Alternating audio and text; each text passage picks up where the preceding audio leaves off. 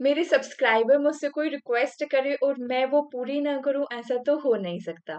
मैंने आप लोगों के साथ एक वीडियो शेयर की थी जिसमें मैंने अपना एक्सपीरियंस बताया था कैसे मैंने यूजीसी नेट एग्ज़ाम को 2 सब्जेक्ट में क्लियर किया, that is commerce and management. जिसने वो वीडियो भी नहीं देखी है, ऊपर आई बटन पे और नीचे डिस्क्रिप्शन में आपको लिंक मिल जाएगा, आप देख सकते हो। उस वीडियो के ऊपर आप सबने मेरे को कमेंट किया कि मैम पेपर 1 की स्ट्रैटेजीज़ बता दीजिए कि वो कौन से ऐसे मेन पॉइंट हैं जो हमें पेपर 1 की तैयारी करते समय ध्यान रखना चाहिए। Then this video is only for you guys, जिसके अंदर आज मैं आपको यूजीसी नेट पेपर 1 की तैयारी किस तरीके से करनी चाहिए, कौन-कौन सी चीज़ों का ध्यान रखना चाहिए, वो सारी चीज़ ही शेयर करने वाली हूँ। मेरी खुद की पर्सनल जर्नी किन पॉइंट ने मेरी हेल्प करी कि मैंने अपना यूजीसी नेट एग्ज़ाम 2 सब्जेक्ट में क्लियर किया। तो चलिए स्टार्ट करते हैं बिना टाइम वेस्ट करे। देखो, यूजीसी नेट एग्ज़ाम के पेपर 1 के अंदर टोटल आपकी 10 यूनिट है ना? ये सबको पता होगा बेसिक। मैंने एक वीडियो और बनाई थी जिसमें मैंने ज़ीरो से लेकर, जिस बच्चे को ये भी नहीं पता कि यूजीसी नेट एग्ज़ाम क्या होता है, वो सब कुछ एक्सप्लेन किया था। उसका सेम लिंक भी आपको ऊपर आई बटन और डिस्क्रिप्शन पे मिल जाएगा। अगर आप फर्स्ट टाइम मेरी वीडियो को देख रहे हैं, तो वीडियो को लाइक कर चैनल को सब्सक्राइब ज़रूर कर देना। बहुत ही अमेज़िंग कंटेंट आपको इस चैनल पर मिलने वाला है। पेपर 1 के अंदर टोटल 10 यूनिट्स हैं। यस मैम, ये वो सारी 10 यूनिट हैं, बिल्कुल जी। इसको अगर मैं बाइफरकेट करती हूँ, जो मैंने मेरे लिए किया भी था, मैंने मेजरली 3 पार्ट के अंदर अपनी सारी यूनिट को बाइफरकेट किया। एक पार्ट था बेटा आपका टोटली प्रैक्टिकल्स यूनिट, जिसमें आपको सॉल्यूशन करने की ज़रूरत पड़ती है, दे आर टाइम कंज्यूमिंग। एक होती है आपकी थ्योरेटिकल एंड कॉन्सेप्चुअल यूनिट, जिसमें आपको थ्योरीज एंड कंसेप्ट को समझने की जरूरत पड़ती है। नेक्स्ट होती है आपकी, जिसका मैं नाम दे सकती हूँ आपको फैक्चुअल यूनिट। फैक्चुअल्स यूनिट जिसमें आपको बहुत सारे फैक्ट को याद करने की जरूरत पड़ती है। They are totally memory base, memory base जिसको याद करने की जरूरत पड़ती है हमें। थ्योरेटिकल एंड कंसेप्चुअल, कंसेप्ट को समझ गए तो उस कंसेप्ट को समझने से कुछ भी नहीं होगा। यस यस यस, कंसेप्ट को समझने से कुछ भी नहीं होगा इन यूनिट के, जब तक आप एमसीक्यू सॉल्व नहीं कर लेते हो। आप 100% श्योर नहीं कह सकते कि ये यूनिट आपकी प्रिपेयर है। देन बात करते हैं प्रैक्टिकल यूनिट्स पे। ऐसे यूनिट हैं जो आपका टाइम कंज्यूम करेंगी, लेकिन जहां कहते हैं ना रिस्क के साथ रिटर्न होता है, ये 100% श्योर यूनिट है। जहां पे एक बार अगर आपने बढ़िया प्रैक्टिस कर ली, तो इन यूनिट से नंबर कटने के चांसेस आपको 0.01% हो जाते हैं। बहुत इजीली अगर एक बार आपने ये सारे यूनिट कर ली, प्रैक्टिकल यूनिट जितनी भी है मैं बताऊंगी अभी, तो इन यूनिट में से आपके मार्क्स कटने के चांसेस बहुत कम हो जाते हैं और ये आपका एक बहुत स्कोरिंग पार्ट बन सकता है। मैंने जो अपना स्ट्रॉन्ग पॉइंट रखा था वो इन्हीं यूनिट को रखा था। समझ में आया अब कॉन्सेप्ट? नेक्स्ट है फैक्चुअल या मेमोरी बेस। देखो, जहां भी फैक्चुअल या मेमोरी बेस या स्टैटिक डाटा की बात आती है ना, उन यूनिट्स के अंदर सिर्फ और सिर्फ एक चीज की जरूरत होती है, बार बार रिवीजन। तो ये ऐसी यूनिट है जिसमें मैं ये नहीं कहूंगी कि आपको बहुत ज्यादा टाइम देने की जरूरत है या इस यूनिट के बहुत ज्यादा एमसीक्यू करने की जरूरत है, बट इन यूनिट का जो आपने कंटेंट प्रिपेयर किया है उसको रिवाइज बार बार करना चाहिए। वो रिवीजन आप एमसीक्यू की हेल्प से भी कर सकते हो, वो रिवीजन अपने ही नोट्स को बार बार रिवाइज करके भी कर सकते हो। एमसीक्यू की हेल्प से करोगे तो साथ साथ जो पॉइंट आपके नोट्स में नहीं है वो भी कवर होते जाएंगे। So it's the good point कि आप एमसीक्यू की हेल्प से करो। प्रैक्टिकल है, प्रैक्टिकल में भी जब तक आप सॉल्यूशन नहीं करोगे, चीजों का प्रैक्टिस नहीं करोगे तो नहीं हो सकता। एक चीज जो मैंने यहाँ पर कॉमन आपको दिखाना चाहती हूँ, MCQ must, MCQ must, MCQ must.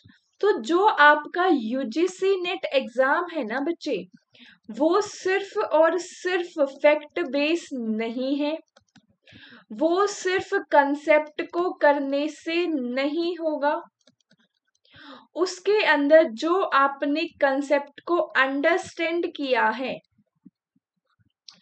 उस अंडरस्टैंडिंग की हेल्प से आपको उस कंसेप्ट को अप्लाई करना पड़ेगा। जब तक उस कंसेप्ट की एप्लीकेशन बेटर तरीके से नहीं हुई है, आप इन एग्जाम के अंदर बहुत ज्यादा स्कोर नहीं कर सकते। सिर्फ कंसेप्ट करने से कुछ नहीं होगा। मैं 4 बार तुम्हें ये कह रही हूँ। अगर तुम्हें ये लगता है, जो रिपीटर्स है उनके लिए टिप्स सुन लो ये इस पॉइंट पे, जो रिपीटर्स बच्चे हैं, बेटा कंसेप्ट को छोड़ दो। अब तुम, मैं कह रही हूँ टोटली छोड़ दो, सिर्फ और सिर्फ पीवाईक्यू एंड एमसीक्यू पे फोकस करो। आप ऑलरेडी कर चुके हो, आप ऑलरेडी समझ चुके हो सारी चीजों को।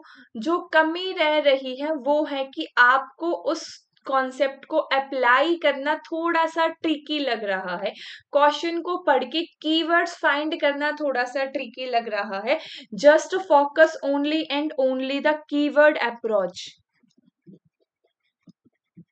अब इसी के अंदर एक पॉइंट और, मैडम एमसीक्यू एंड पीवाईक्यू करें तो करें कैसे? देखो, हर एग्जाम में आपको ये बताया जाता है कि पीवाईक्यू जो है वो हर एग्जाम की जान है, लेकिन यहाँ ध्यान ये रखना, पीवाईक्यू करने हैं तो करने कैसे हैं, आप उस पे आ जाओ। आप प्रीवियस ईयर क्वेश्चन कर रहे हो, ठीक है। प्रीवियस ईयर क्वेश्चन किस टाइम पे करने हैं? सबसे पहला, जब तक आपने कुछ भी नहीं पढ़ा है, कुछ भी नहीं पढ़ा है, जीरो, कुछ भी नहीं आता आपको। आपको सिर्फ ये पता है कि पेपर 1 में 10 यूनिट है, दैट्स इट। उसके अलावा आपको कुछ भी नहीं आता। एक उस स्टेज पे शुरू करो पीवाईक्यू, और एक उस स्टेज पे करो जब आप सारे कंसेप्ट पढ़ चुके हो। मैडम ये कैसे? बेटा, एक है आपकी इनिशियल स्टेज, एक है आपकी फाइनल स्टेज। इनिशियल स्टेज पे एमसीक्यू या पीवाईक्यू कैसे करने हैं, फाइनल स्टेज पे एमसीक्यू या पीवाईक्यू कैसे करने हैं? जब आप इनिशियल स्टेज पे कर रहे हो, आप क्वेश्चन पढ़ोगे, आपको नहीं समझ में आएगा कौन सा टॉपिक है, किस टॉपिक से ये क्वेश्चन पूछा गया है। आपको यहाँ पे सिर्फ क्या समझ में आएगा कि यस, इस टाइप के क्वेश्चन आते हैं। टाइप मीन असर्शन रीजन के आते हैं, आपके डायरेक्ट क्वेश्चन आते हैं, आपके स्टेटमेंट वाइज क्वेश्चन आते हैं, आपके मल्टीपल चॉइस क्वेश्चन आते हैं, आपके मैचिंग क्वेश्चंस आते हैं। ये चीजें आप समझ जाओगे, ठीक है। सेकेंडली, इनिशियल लेवल पे जब आप क्वेश्चन करोगे तो आपको ये देखना है कि एक्चुअली में आपको सिर्फ और सिर्फ यहाँ पे 2 से 3 साल के पेपर उठाने हैं, बहुत ज्यादा नहीं उठाओगे। बहुत ज्यादा, देखो ये रियलिटी है, ट्राई करके देख लेना। किसी ने करा हो तो एग्री जरूर करना और मेरे को कमेंट में जरूर बताना ऐसा आपके साथ हुआ था या नहीं। जब आप इनिशियल लेवल पे ये सोचते हो कि मैं तो 10 साल के प्रीवियस ईयर कर दूंगा, 1 साल के, 2 साल के करते करते करते करते जब आपको चीजें समझ में नहीं आती, आप उसको छोड़ देते हो, वो नहीं कंटिन्यू हो पाता, वो मोटिवेशन डाउन हो जाता है। होता है ऐसा? अगर होता है तो जरूर मेरे को एग्री करके बताना जरूर। तो इस लेवल पे आपको सिर्फ 2 से 3 साल के मैक्सिमम पेपर उठाना, वो करने कैसे हैं? जो भी क्वेश्चन कर रहे हो,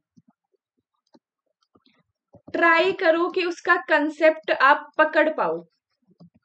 नहीं पकड़ पा रहे हो, कोई दिक्कत नहीं है, फिर भी उसको आप एआई की हेल्प से, चैट जीपीटी पे इमेज डालो, जिमिनाई पे इमेज डालो, और उनसे कमांड दे के बोलो एक्सप्लेन द कंप्लीट कंसेप्ट।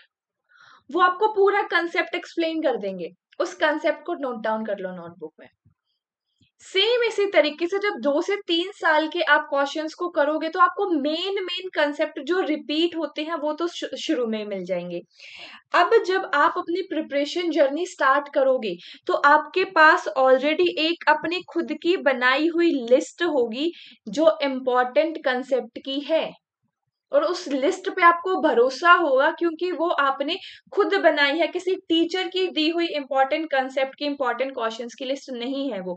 उस पे आपको ट्रस्ट होगा 100%। और जब ये इंपॉर्टेंट कंसेप्ट जो आपने लिखे हैं जब ये आप रीड करोगे, जब आप पढ़ाई करोगे, तो आपके माइंड में तुरंत क्लिक करेगा कि यस, इससे तो प्रीवियस ईयर क्वेश्चन भी बना था और ये क्वेश्चन बना था। आपका ब्रेन अपने आप ही उस सिचुएशन में एक्टिव हो जाएगा, उस कॉन्सेप्ट को आप उस टाइम पे बेटर समझ पाओगे। समझ में आया जी? अब आ जाओ, इस तरीके से करते करते देखो कंसेप्ट सारे हो जाएंगे। अब आ जाओगे फाइनल स्टेज पे कि मैम कंसेप्ट सारे कर चुका हूं, अब मुझे करना है फाइनल रिवीजन। फाइनल रिवीजन के लिए पहले यूनिट वाइज क्वेश्चन करो, देन मिक्स क्वेश्चन पे आओगे। फाइनल रिवीजन जब आप एमसीक्यू की कर रहे हो, जो भी छोटे छोटे पॉइंट हैं, कोई न्यू क्वेश्चन आया है, एक अलग से नोटबुक बनाओ। जो भी नया कंसेप्ट आया है, सिर्फ और सिर्फ आपको उस कॉन्सेप्ट को अपनी नोटबुक के अंदर 3 से 4 पेज पे एक्सप्लेन कर दे, सॉरी 3 से 4 लाइन में एक्सप्लेन कर देना, इससे ज्यादा नहीं। आपके पास ऑलरेडी अपने नोट्स है इंपॉर्टेंट टॉपिक के। ये जो नया कंसेप्ट या नया एमसीक्यू के अंदर आपको कोई नया पॉइंट देखने को मिला है, वो बहुत ज्यादा रिपीट नहीं होता, क्योंकि रिपीट हो रहा होता तो फिर 2 से 3 साल में कवर अप हो जाता। लेकिन जब फाइनल करोगे तो मिनिमम आप 10 ईयर्स के लेके चलना, 10 ईयर्स के पीवाईक्यू लेके चलोगे। 10 ईयर के ले रहे हो तो कोई ना कोई बीच में नया कंसेप्ट आएगा, तो उस कॉन्सेप्ट को बहुत ज्यादा डिटेल में पढ़ने की बजाय उसको ऊपर ऊपर से गो थ्रू कर लो। इस तरीके से आपका फाइनल पैकअप हो गया। अब आओ कि जो हमने इनिशियल लेवल पर समझा था कि थ्योरेटिकल कंसेप्ट में कौन से यूनिट है, उनको कैसे प्रिपेयर करें, प्रैक्टिकल के अंदर कौन से यूनिट है, उनको कैसे प्रिपेयर करें, and factual and memory base के अंदर कौन सी यूनिट आएगी, उनको कैसे प्रिपेयर करें। देख तो सबसे पहले टीचिंग एप्टीट्यूड, मैं इसका नंबर देती हूँ 1, प्रैक्टिकल है मेरा 2, फैक्चुअल है मेरा 3। टीचिंग एप्टीट्यूड आपकी थ्योरेटिकल एंड कंसेप्चुअल बेस है। सिर्फ और सिर्फ सारे कंसेप्ट पढ़ने से टीचिंग एप्टीट्यूड में कुछ भी नहीं होगा। जब तक टीचिंग एप्टीट्यूड के आप एमसीक्यू प्रैक्टिस नहीं कर लेते, आप मार्क्स बहुत जल्दी स्कोर नहीं कर सकते। क्योंकि टीचिंग एप्टीट्यूड एक ऐसा सब्जेक्ट है जहां ये आज से अगर कुछ टाइम पहले की बात करूं तो पढ़ने की भी जरूरत नहीं पड़ती थी। जस्ट ये आपका एक एक्टिव माइंड की प्रेजेंस मांगता है, बहुत एक्टिव माइंड की डिमांड करता है ये। समझ में आया? सेकंड है आपका रिसर्च एप्टीट्यूड। देखो रिसर्च एप्टीट्यूड भी आपका समझने वाला है, लेकिन थोड़ा सा इसमें प्रैक्टिकल कंसेप्ट भी आते हैं, तो इसके ऊपर मेन फोकस रखोगी। स्पेशली जो बच्चे कॉमर्स एंड मैनेजमेंट के हैं, उसके लिए ये यूनिट स्टार है। इस यूनिट को किसी भी कीमत पर तुम छोड़ के नहीं जा सकते, बिकॉज कॉमर्स एंड मैनेजमेंट में भी आपकी यूनिट आती है स्टैटिस्टिक्स। 10 मार्क्स आप यहां से, 5 मार्क्स आप यहां से, तो 300 में से आपके 15 मार्क्स सिर्फ एक यूनिट से आ रहे हैं, जो मैं कहूंगी कि 5% है।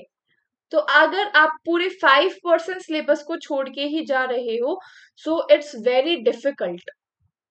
समझ में आया? तो इस यूनिट में तुम स्टार लगा लो, छोड़ के नहीं जाना है। और इवन जो बच्चे ऐसे जो कॉमर्स या मैनेजमेंट के नहीं है, किसी दूसरे सब्जेक्ट है उनका, तो उनके लिए भी देखो बेस्ट सजेशन यही है कि ये यूनिट छोड़ने की नहीं है, क्योंकि ये सिर्फ आपकी अभी काम नहीं आएंगी, इसके बाद जब आप टीचिंग में जाओगे, रिसर्च में जाओगे, पीएचडी में जाओगे, ये यूनिट वहां भी काम आएंगी आपके। आप ये प्रिपेयर कर लो, वेल एंड गुड है। नेक्स्ट है कॉम्प्रीहेंसिव। कॉम्प्रीहेंसिव को आप मैं रखना चाहूंगी एक्चुअली प्रैक्टिकल यूनिट में। देखो प्रैक्टिकल यूनिट में एक्चुअली मैं रखना किसको चाह रही हूँ ये समझो। प्रैक्टिकल यूनिट में मैं उन चीजों को रखना चाह रही हूँ जिनके MCQ most most most important है, जिनको आपको एमसीक्यू एमसीक्यू भी अगर आपने कर लिए, only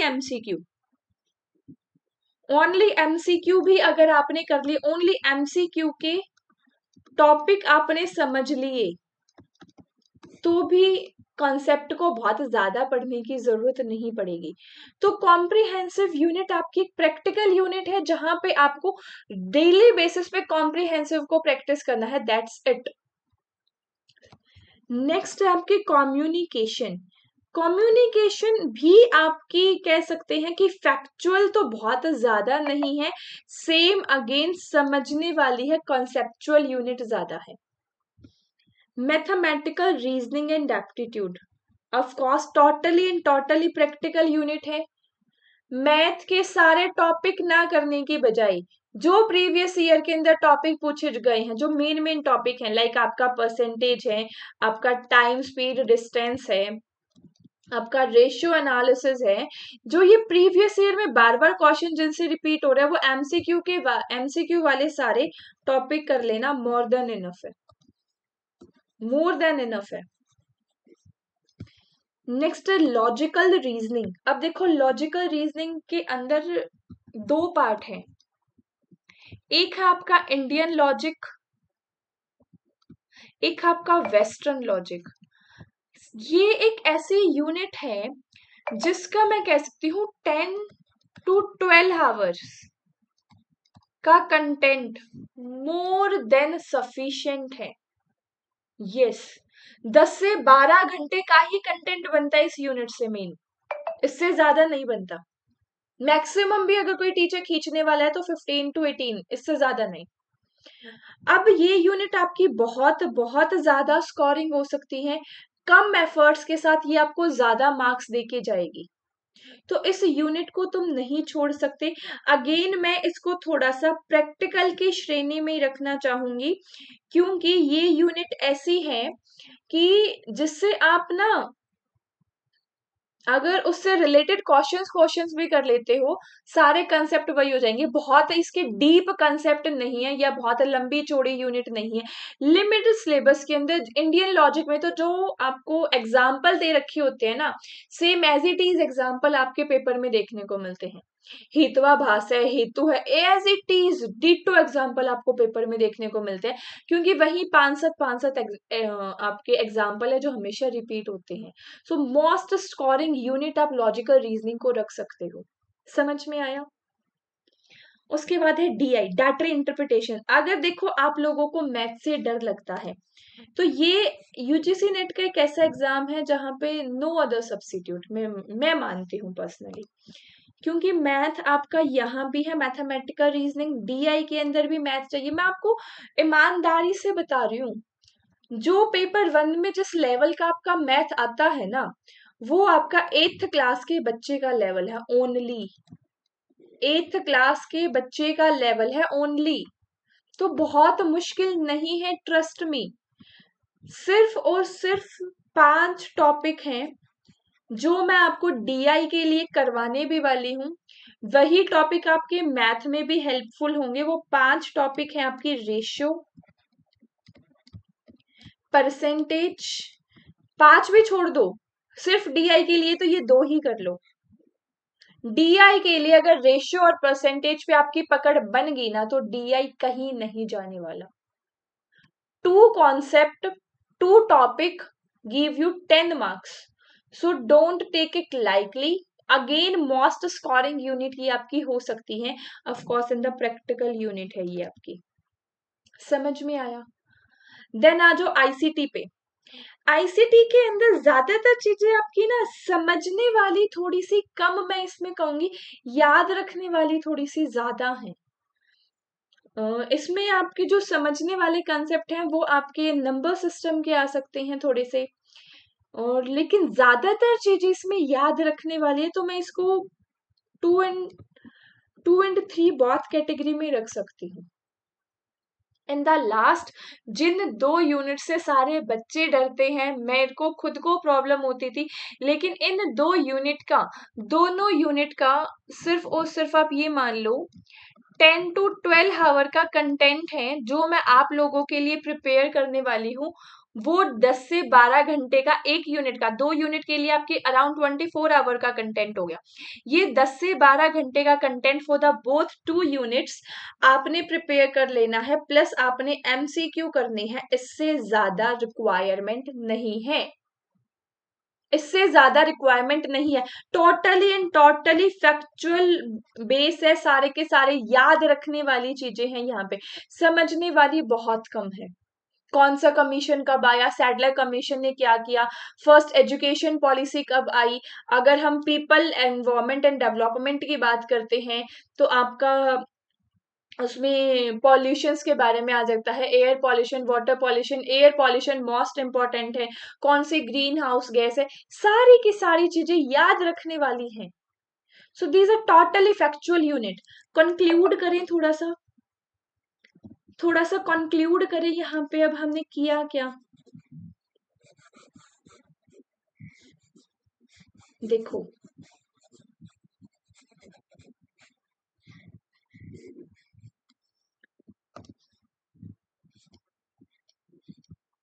first factual, factual unit के अंदर आपकी टीचिंग एप्टीट्यूड आ गया, यस। रिसर्च एप्टीट्यूड आ गया, यस। कम्युनिकेशन आ गया, तीन ही यूनिट है, यस। प्रैक्टिकल के अंदर कौन सी आएंगी मैम, प्रैक्टिकल के अंदर आपकी कॉम्प्रिहेंसिव भी आ गई, प्रैक्टिकल के अंदर आपकी मैथ, रीजनिंग एंड एप्टीट्यूड आ गया, ठीक है। प्रैक्टिकल के अंदर आपका लॉजिकल रीजनिंग आ गया, प्रैक्टिकल के अंदर आपका डीआई आ गया। आप देखो बहुत सारे बच्चे कहेंगे मैम लॉजिकल रीजनिंग और कम्युनिकेशन प्रैक्टिकल नहीं आता, लेकिन मैं आपको लिटरली ये बता रही हूँ प्रैक्टिकल में मैंने किस चीज को रखने की कोशिश की है। आप लॉजिकल रीजनिंग को फैक्चुअल में भी रख सकते हो, समझ में आया। लेकिन ये ऐसी चीज है जिसमें आपको वैसे लॉजिकल रीजनिंग को हम इसमें फैक्चुअल में ही रखते हैं, ठीक है, it's all right. Logical reasoning को हम फैक्चुअल में रख, फैक्चुअल नहीं थी ये, कॉन्सेप्चुअल थी। क्या कर रही हूँ मैं, जिसमें हमें कॉन्सेप्ट एंड उसके एप्लीकेशन की जरूरत है। फैक्चुअल में तो फैक्ट को याद करने की जरूरत है। यह कॉन्सेप्चुअल यूनिट है ये आपकी, जिसमें कॉन्सेप्ट समझ के एप्लीकेशन की जरूरत है। यहाँ आपकी लॉजिकल रीजनिंग भी आएगी, समझ के एप्लीकेशन और उनको अप्लाई करने की जरूरत है। नेक्स्ट, और साथ में आपकी कॉन्सेप्चुअल में ही आ सकती है, आईसीटी ले लो प्रैक्टिकल में फिर आप, क्योंकि ऑफ कोर्स इम्पॉर्टेंट तो ये भी है। नेक्स्ट आपकी फैक्चुअल,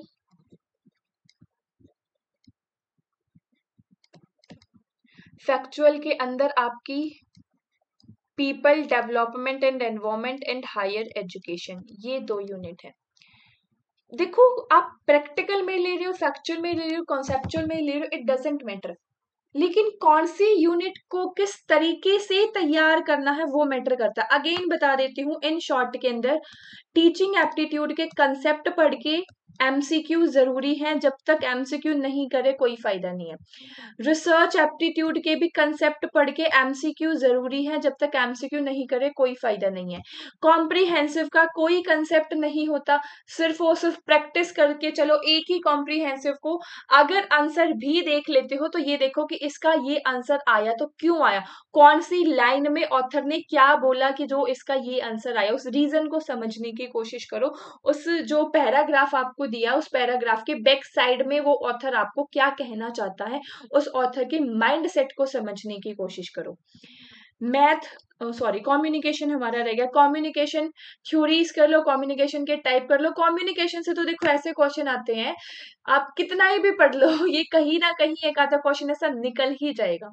कम्युनिकेशन से जो इस बार बहुत ज्यादा हवा बना था जून 25 के अंदर, मूवीज से क्वेश्चन आ रहे हैं, एक्चुअली वो मूवीज के क्वेश्चन आपके कम्युनिकेशन से ही बने हैं, कम्युनिकेशन वाली यूनिट से ही बन सकते हैं।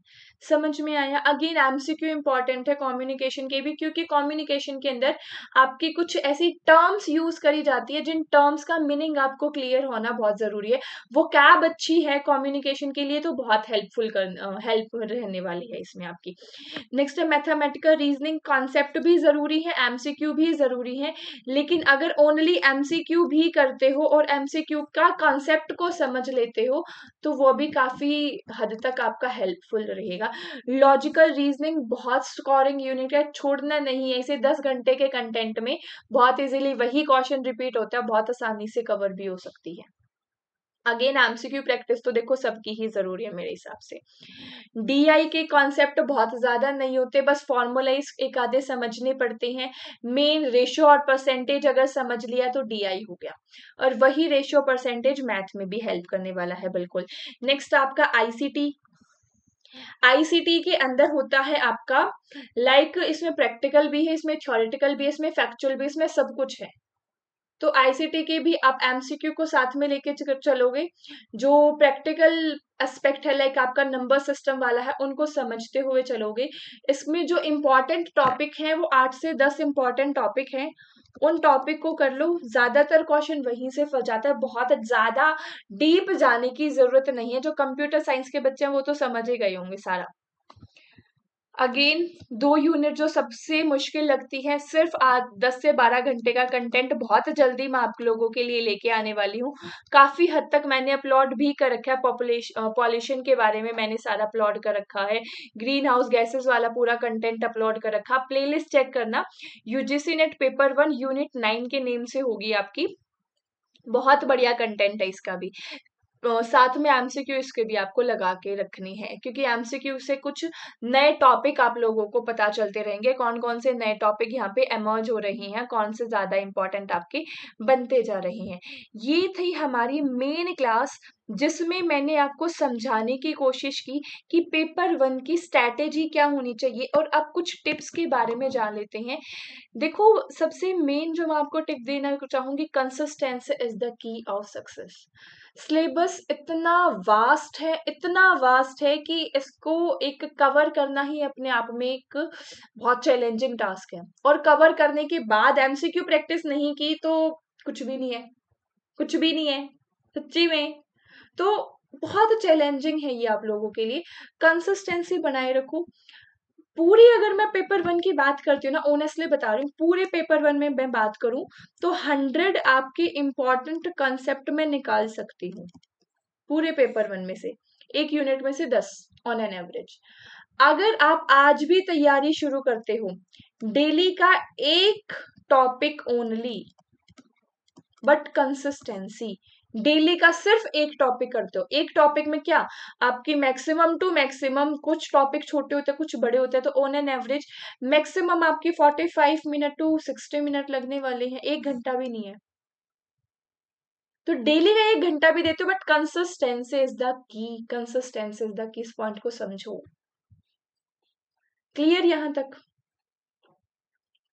ये थी हमारी आज की प्यारी सी छोटी सी क्लास, जिसमें मैंने आपको सारे मेन पॉइंट समझाने की कोशिश की है। फिर भी किसी बच्चे का कोई भी डाउट बचा है तो बिल्कुल आप मुझसे पूछ सकते हैं। मैं डेफिनेटली श्योर आप लोगों के लिए वीडियो बनाऊंगी आपके डाउट के ऊपर। आज की क्लास यहीं खत्म करते हैं। लास्ट तक बने रहे, बहुत बहुत very big thank you to all of you once again. Visit करना चैनल को, देखना, पसंद आए तो सब्सक्राइब करके जाना। Thank you so much.